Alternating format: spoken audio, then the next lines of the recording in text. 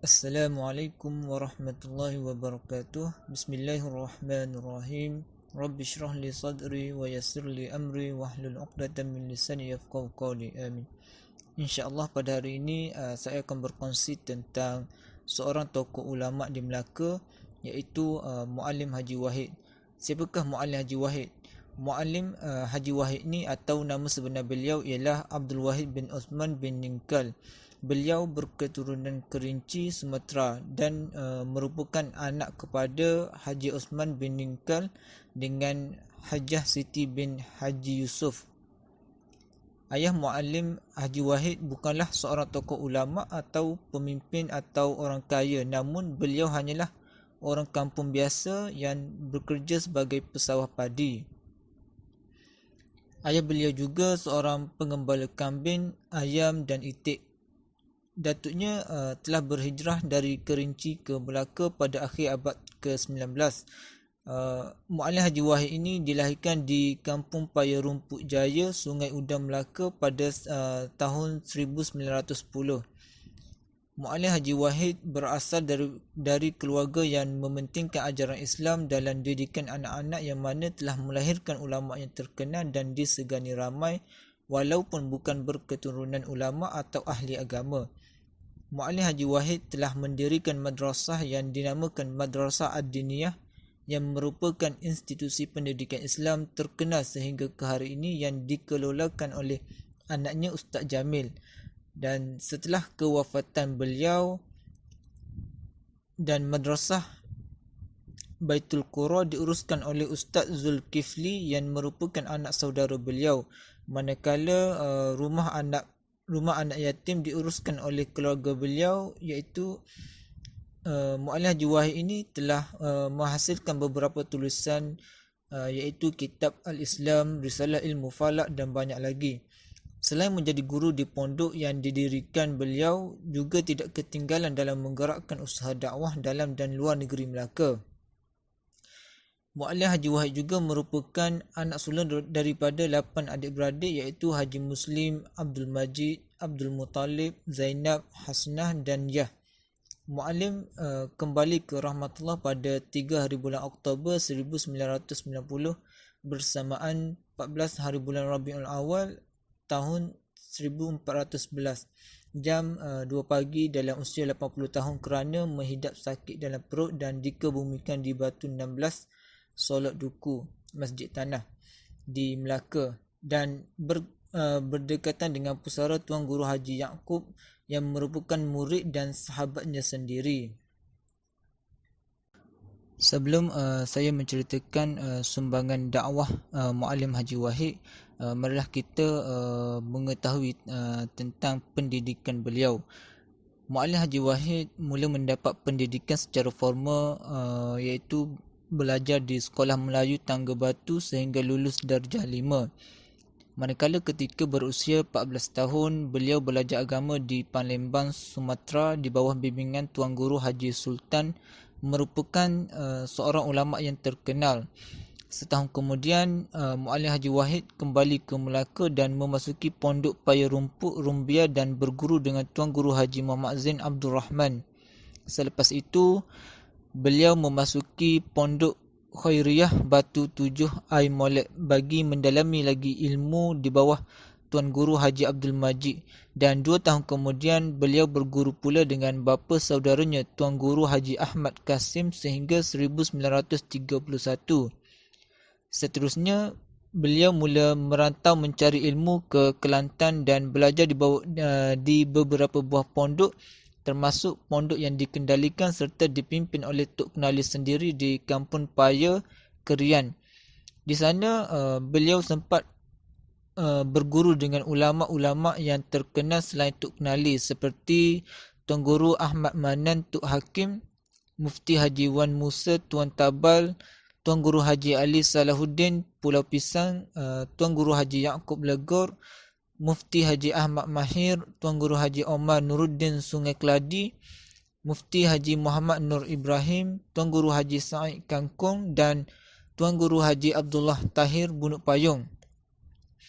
Pengembaraan dan perantauan ilmu di beberapa pondok di Kelantan berakhir pada 1940, dan di antara rakan-rakan seperguruan dan seperjuangan beliau di Kelantan ialah Tuan Guru Haji Yahya Junid, Tuan Guru Haji Hussein Rahimi, Tuan Guru Haji Ghazali Pulau Condon, Tuan Guru Haji Osman Yunus, Tuan Guru Haji Nikmat Alim dan Tuan Guru Haji Awang Muhammad Rusila.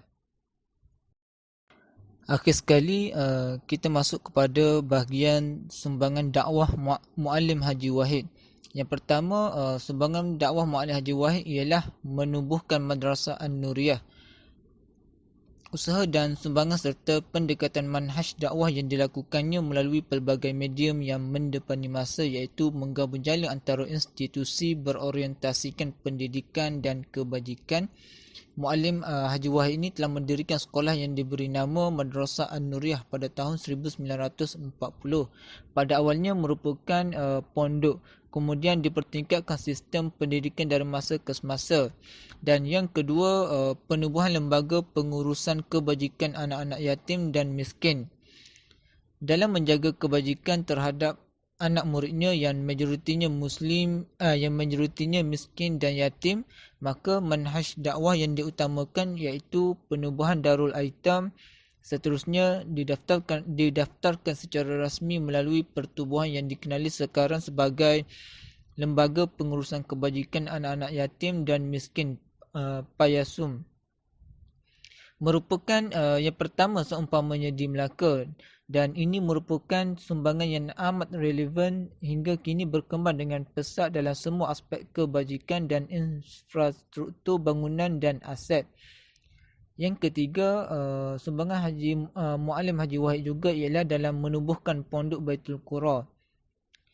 Bagi mengekang tradisi pengajian secara tradisional yang diakui kehebatannya, bagi mengekang pengaruh penjajah iaitu sistem pondok tetap dikekalkan.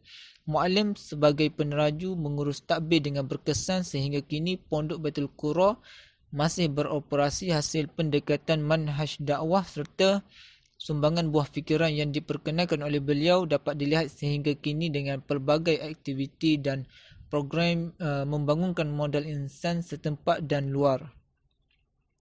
Yang keempat, sumbangan dakwah Muallim Haji Wahid juga ialah memberi kuliah agama dan ceramah dalam dan di luar Melaka. Dan di antara kitab yang diajar oleh Muallim di pondok dan madrasah beliau seperti kitab Musalli, Fathul Qarib, Iqna' Matan Zubat, Wishah Al-Afrah, Minhaj Al-Abidin, Al-Dur Al-Nafis, Hikam, Sair Al-Salikin, Tash Al-Arus, kitab tasawuf dan sebagainya.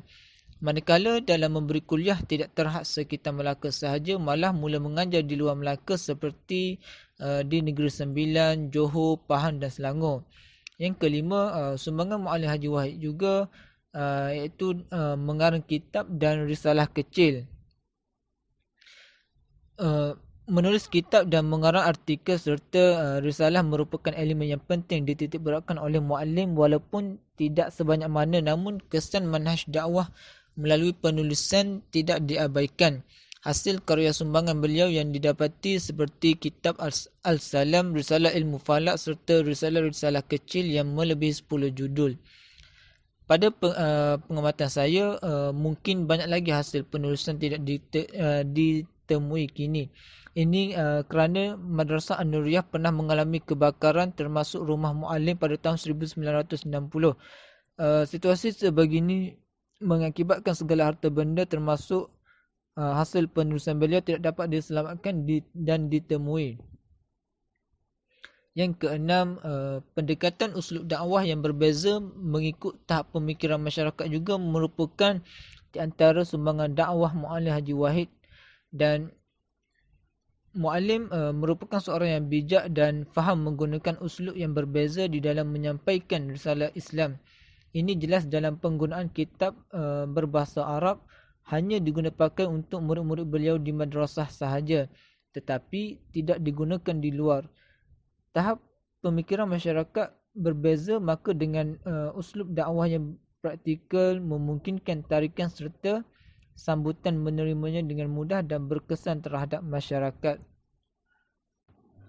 Akhir sekali, kesimpulannya, dengan kewarakan, kejujuran, keikhlasan serta istiqamah yang ditunjukkan oleh Muallim Haji Wahid bin Osman dalam usaha menyampaikan risalah Islam serta sumbangan beliau melalui pendekatan manhaj dakwah yang dibawa serta kegigihan, ketabahan, kecekalan para pelajarnya yang mendalami ilmu pengetahuan Islam telah diterima baik oleh masyarakat setempat.